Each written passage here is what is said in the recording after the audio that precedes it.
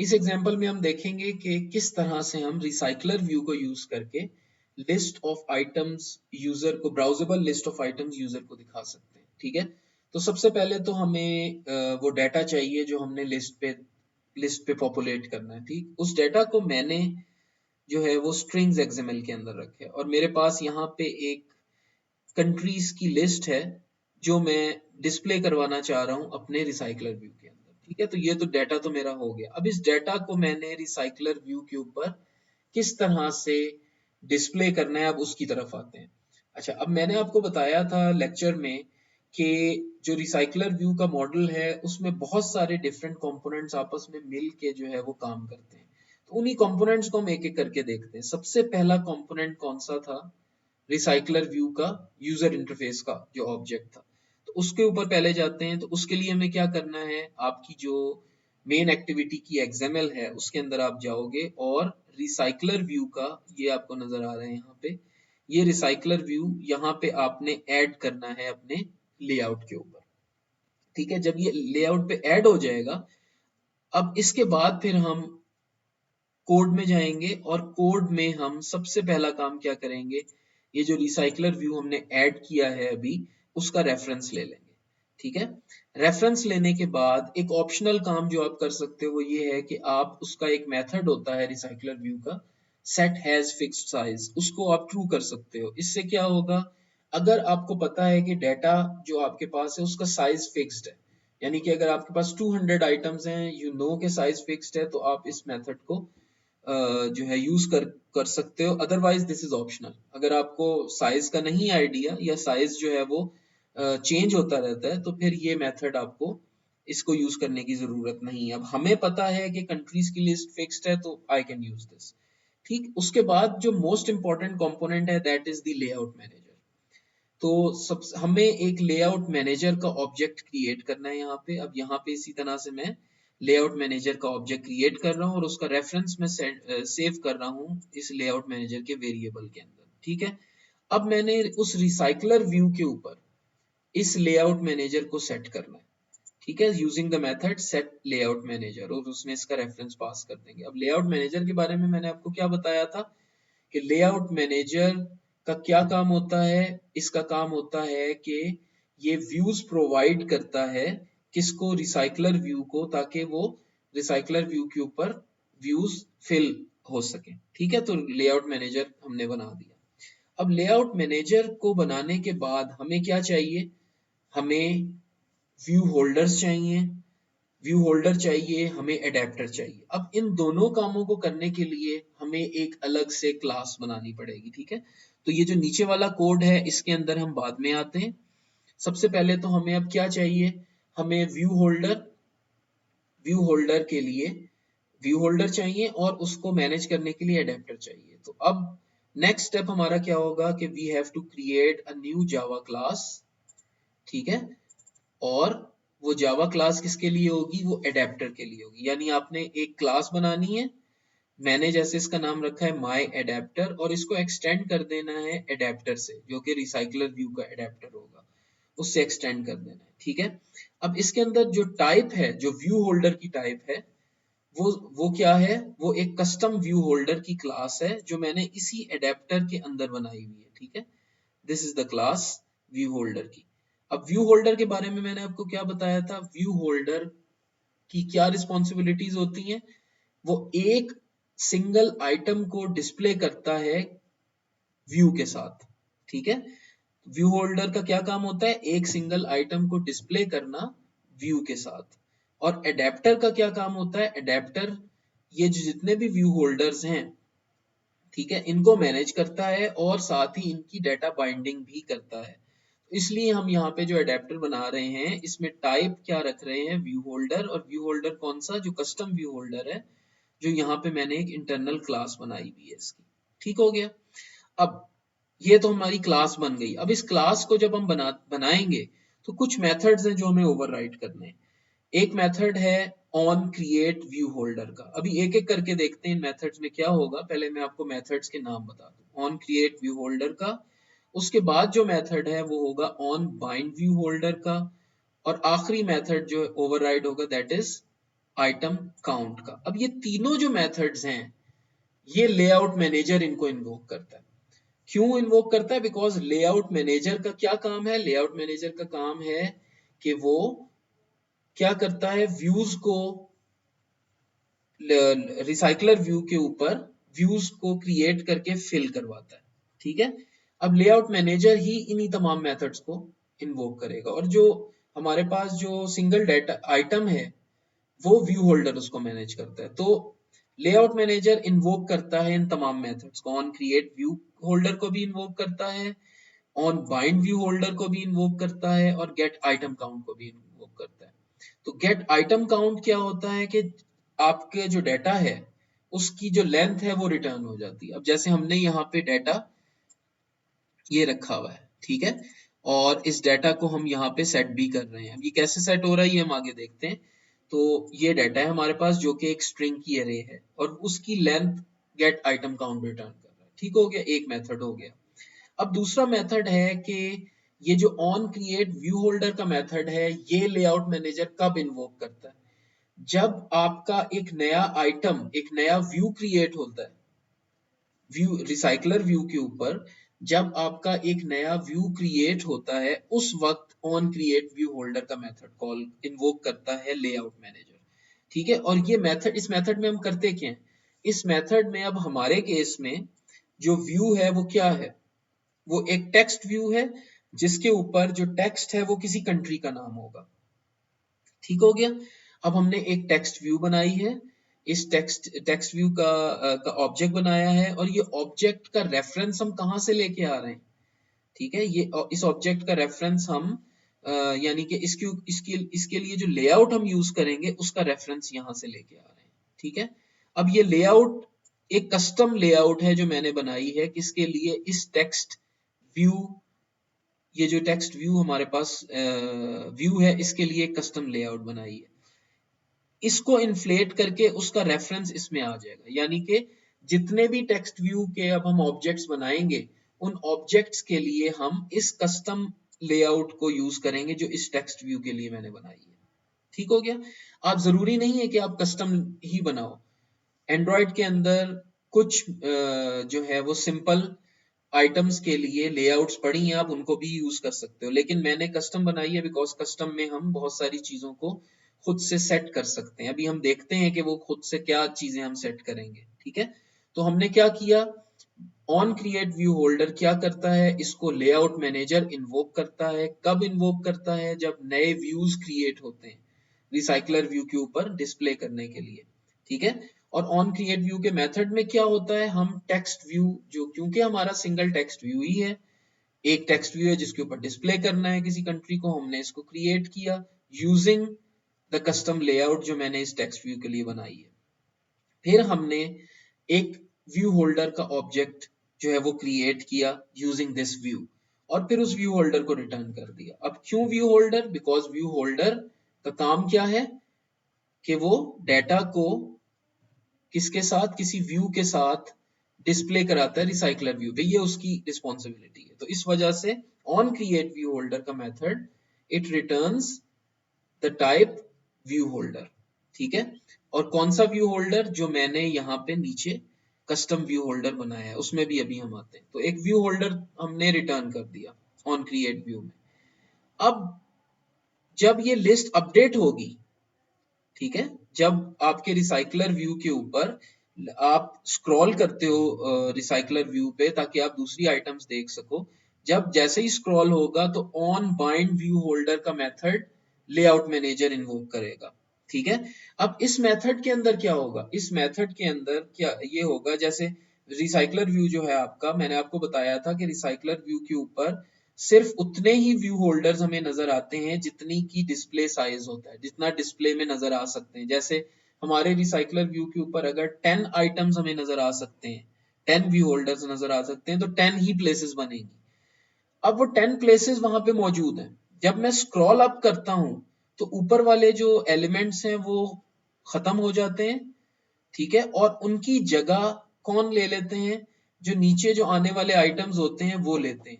अब इसके लिए हमें क्या चाहिए? वो आइटम चाहिए जो रिप्लेस करेंगे, यानी वो डाटा चाहिए जो रिप्लेस करेगा उस होल्डर के ऊपर जो टेक्स्ट व्यू लगा है उसकी टेक्स्ट को।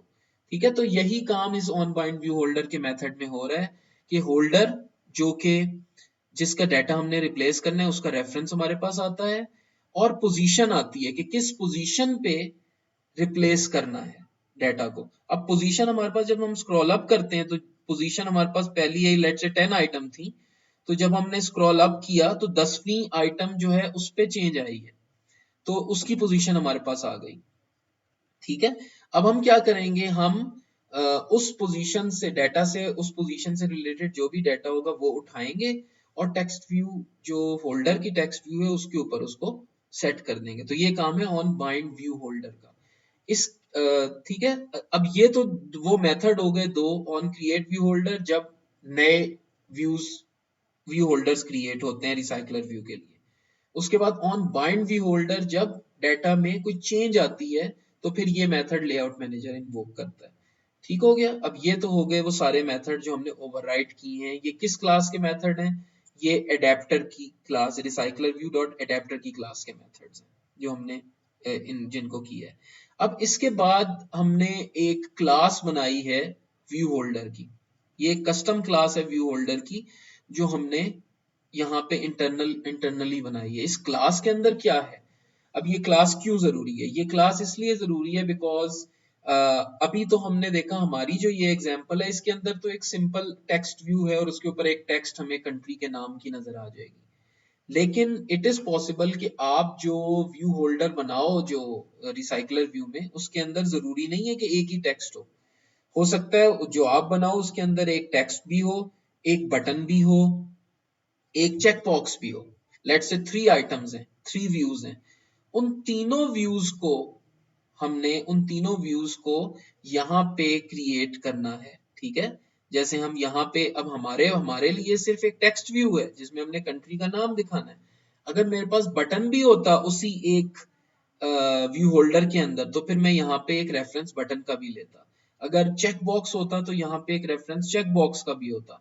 ठीक है, और फिर उन तमाम चीजों के लिए वो जो हमारे पास हैं उनके हमें रेफरेंसेस क्रिएट करके और उनको सेट करना है। तो ये जो व्यू होल्डर है ये बेसिकली क्या है?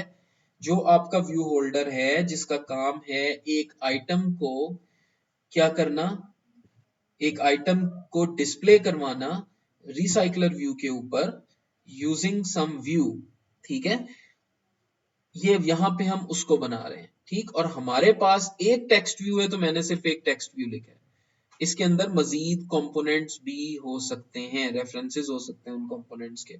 ठीक है, अब इसी के साथ अगर मैं चाहता हूं कि ये जो व्यू होल्डर मैंने बनाया है इस व्यू होल्डर के ऊपर जब कोई क्लिक करे, यानी इस आइटम के ऊपर जो इस व्यू होल्डर जो इसको रिप्रेजेंट कर रहा है इस पे कोई क्लिक करे तो उसके ऊपर कोई एक्शन परफॉर्म हो, तो इसी क्लास में मैंने इंप्लीमेंट कर लिया है ऑन क्लिक लिसनर और उसका मेथड ओवरराइड किया ऑन क्लिक। यानी कि ये जो आइटम होगी व्यू होल्डर की जो भी आइटम होगी उस आइटम पे जब कोई क्लिक करेगा तो ये वाला मेथड ऑन क्लिक का इन्वोक हो जाएगा और इस मेथड के अंदर जो भी आप काम करवाना चाह रहे हो वो आप करवाओगे। अब जैसे मैं क्या कर रहा हूँ, मैं एक टोस्ट मैसेज डिस्प्ले कर रहा हूँ जिसमें जो आइटम आपने क्लिक की है उसका कंट्री का नेम उठाता हूँ और वो डिस्प्ले करवा देता हूँ। ठीक हो गया, तो ये तो हो गया हमारा व्यू होल्डर और एडेप्टर की ये क्लास हमने जो बनाई है उसके अंदर।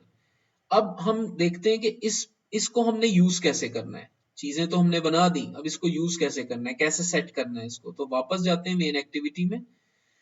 अब यहाँ पे हम वापस आते हैं, लेआउट मैनेजर हम कर चुके थे। अब हमने क्या करना है, अब हमने डाटा की सोर्स को गेट करना है और फिर उस डाटा को यूज करके हम एक एडेप्टर बनाएंगे। ठीक हो गया, और वो एडेप्टर किस तरह बनाएंगे? जो एडेप्टर की क्लास अभी हमने बनाई है उसको यूज करके। तो सबसे पहले तो डाटा गेट करते हैं। डाटा सोर्स हमारी क्या थी? स्ट्रिंग्स एक्सएमएल के अंदर एक एरे थी, वो हमने गेट की। उसके बाद हमने क्या किया, हमने एक एडेप्टर बनाया, एक नया ऑब्जेक्ट बनाया एडेप्टर का और उसके अंदर ये डाटा पास कर दिया।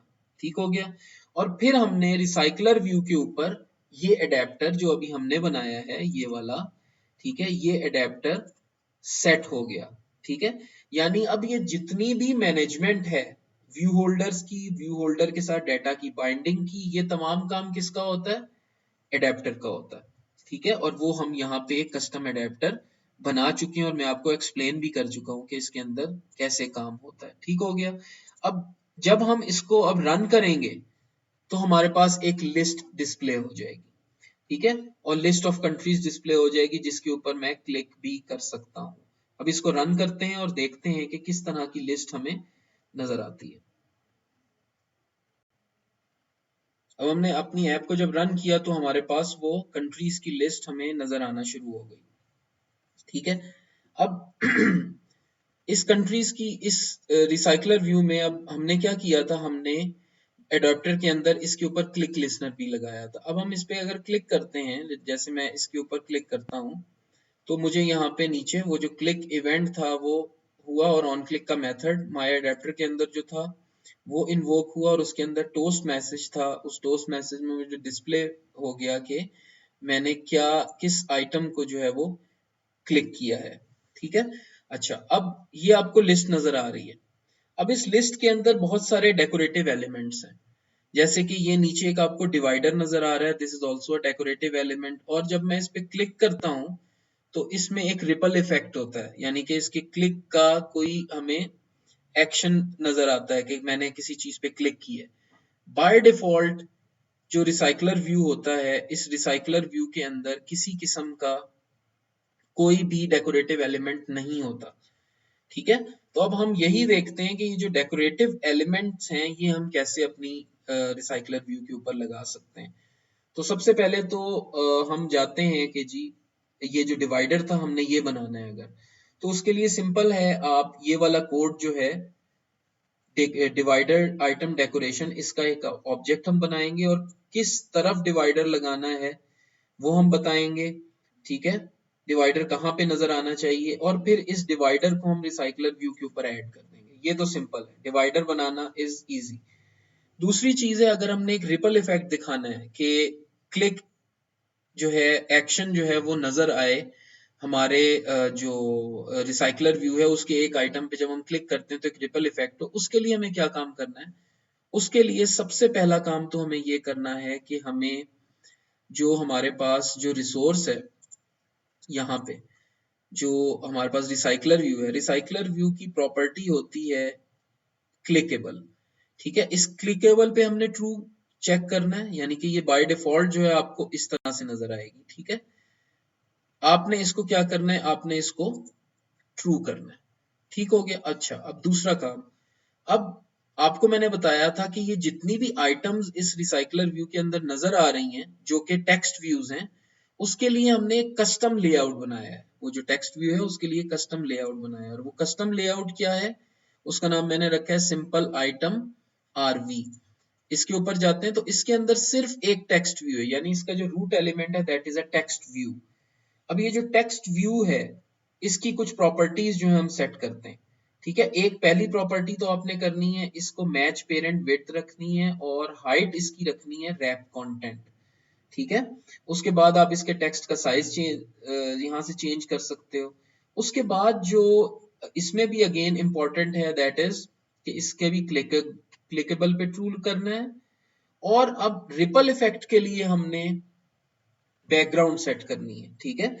अब बैकग्राउंड सेट क्या क्या करनी है वो हम देखते हैं। इसके लिए भी हमें एक कस्टम रिसोर्स बनानी पड़ेगी और वो रिसोर्स कहाँ पे होगी, वो ड्रॉएबल के फोल्डर में होगी। ये कैसे हम बनाएंगे, जस्ट आप इस पे राइट क्लिक करोगे, न्यू पे जाओगे, ड्रॉएबल रिसोर्स, ठीक है। अब यहाँ पे आपने क्या करना है, यहाँ पे फाइल का नाम लिखना है। मैं इसको, अगर आपका एंड्रॉयड वर्जन जो है वो 5.0 से ऊपर है तो हम रिपल यूज कर सकते हैं।